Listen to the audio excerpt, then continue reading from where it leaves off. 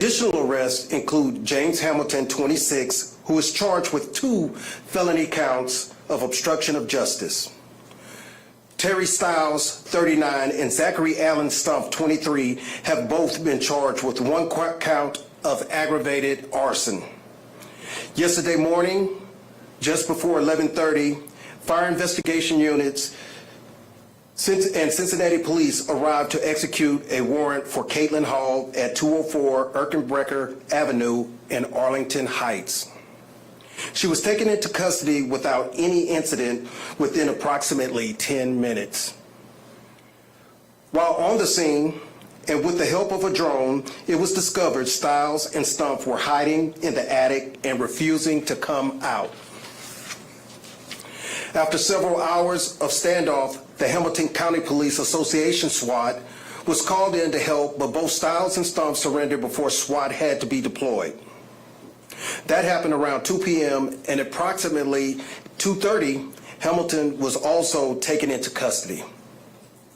Stiles and Stumpf are each being held on $1 million bond. Hall and Hamilton are each being held on $60,000 cash bond. Using the large amount of video footage that was available, phone records, license plate readers, and interviews, our investigators were able to gather critical information to identify the suspects. Because this investigation is still ongoing, some sensitive details cannot be shared, including the specifics surrounding how the fire started. If anyone who was driving across the bridge at the time of this incident has any additional information that can help out our investigators, please call Crime Stoppers at 513-352-3040. Now I will turn things over to the City Manager, Cheryl Long. Sorry. Thank you, Chief.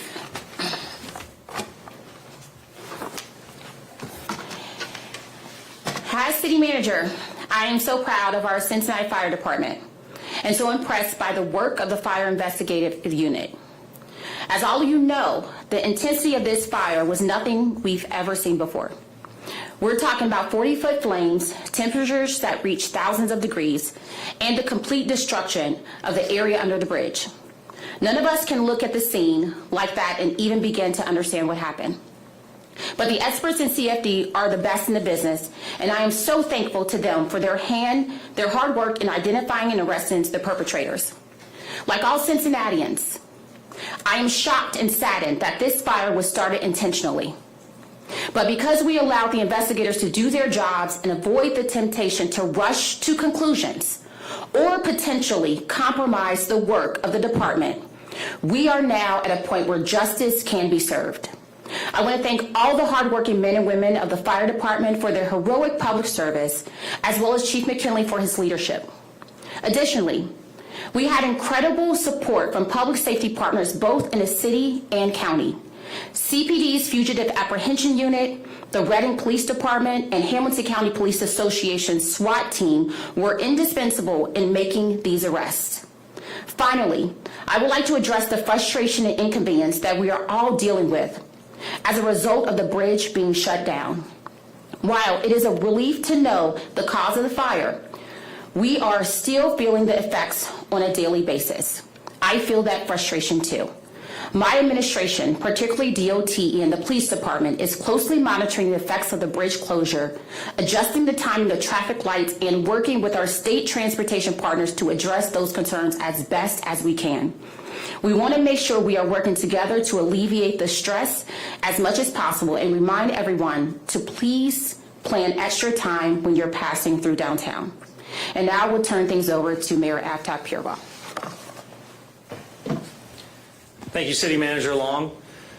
Thank you so much to Chief McKinley and his incredible staff at the fire department, particularly the fire investigators, who since this fire happened and the ensuing negative impacts on our entire community have been working tirelessly day and night, thousands of hours devoted to pursuing justice.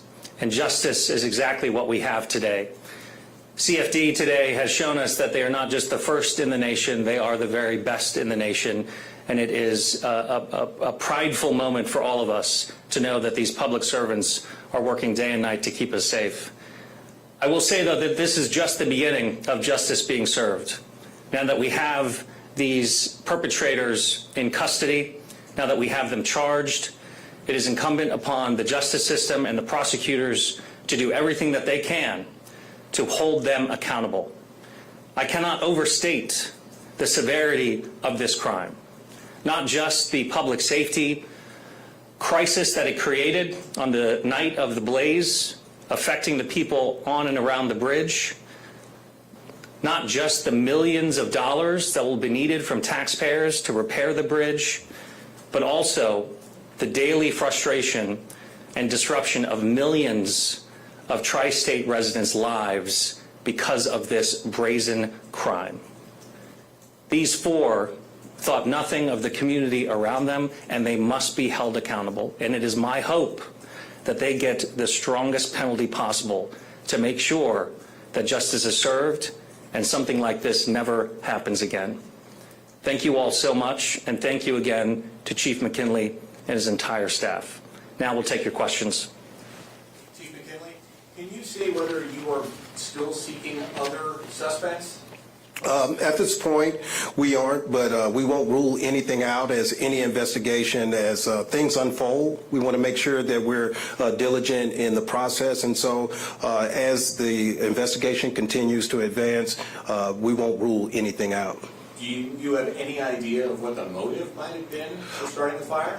That's going to be a part of the investigation. When we look at crimes such as arson, it's involved a lot with intent, and so that's one of the things that we're seeking to understand. And so as the investigation continues, we hope that that unfolds. Chief, what led you to these individuals? How was it a Crime Stoppers tip? Did somebody call? Well, again, I want to credit the Fire Investigation Unit.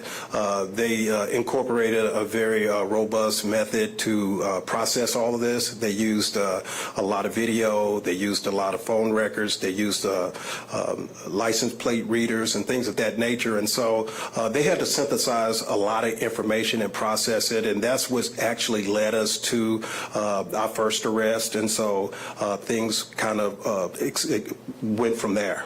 I know you said it was intentional. Did they really intend to actually set the bridge on fire, or just under the bridge? Well, that's still being investigated. We don't know right now what the intent was, and so once we find that out, we definitely want to make sure that we share it with the media outlets. There's a victim named in the court records. How does he figure into things? Was he just on the bridge, or was he a target of the fire? There's a lot of legal aspects and how people are designated victims and things and how they were impacted. And so to the degree that of injuries or things of that nature, I don't have that information right now. We're still kind of putting everything together. It was a very fast-moving investigation. And so we were just very pleased to be able to identify the individuals involved and get them into custody. You said you were not able to discuss, because of the nature of the investigation, what the accelerant was, what was used to start the fire. Do you know what was used to start the fire and are not telling us, or do you not know what was used to start the fire? Right now, we don't know. We used several different processes.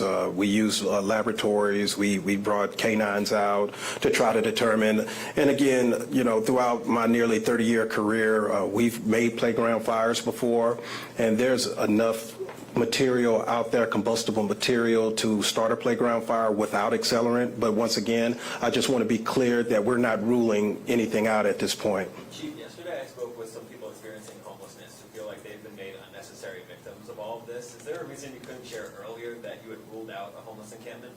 Well, again, it's a process, and we didn't want to rule anything out. And so as a part of the investigation, we'd like to start ruling out things instead of just trying to, you know, point or identify to a source and things. And I can understand, you know, that aspect of, you know, a certain part of our community feels like they've been victimized, or we're blaming it on homeless encampments. And that's something that the city takes very seriously, and we work very hard to address that. And so we just, you know, we're really trying to make sure that when we release facts that they're accurate, and so we didn't rule anything out until we knew what exactly we had. So City Manager Long? You talk a lot about video. Do you have parts of this actual crime being committed on video, or do you only have a vehicle on video?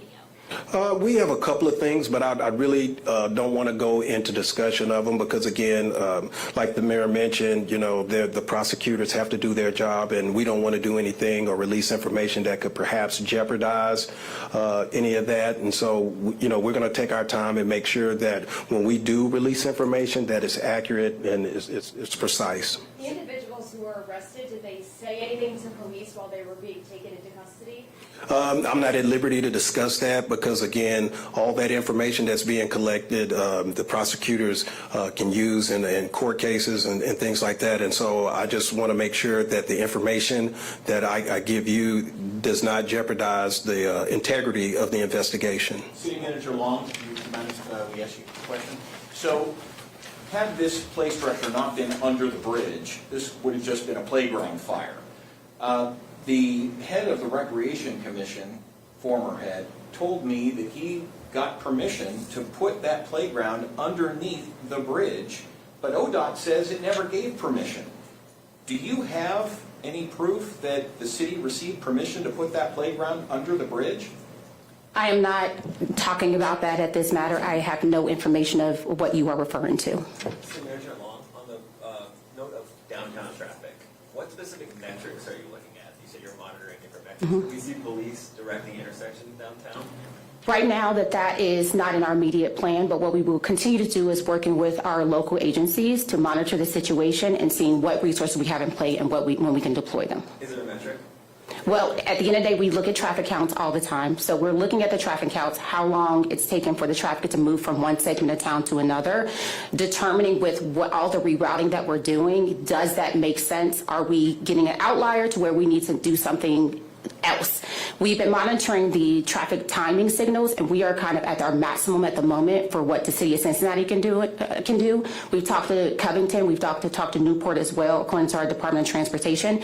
They are at the maximum as far as the signal timing as well. So at this point, we will just continue to see what other things that we think we can implement to move the traffic along. Put police out there then, if you're at the maximum with the lights. At the end of the day, we have to monitor all the public safety things that are going on and looking at what is the immediate need at the moment. Remember, at the end, the same officers that do traffic enforcement are the same officers that also solve crimes, right? So we have to continue to monitor those with resources. What other levers can you pull?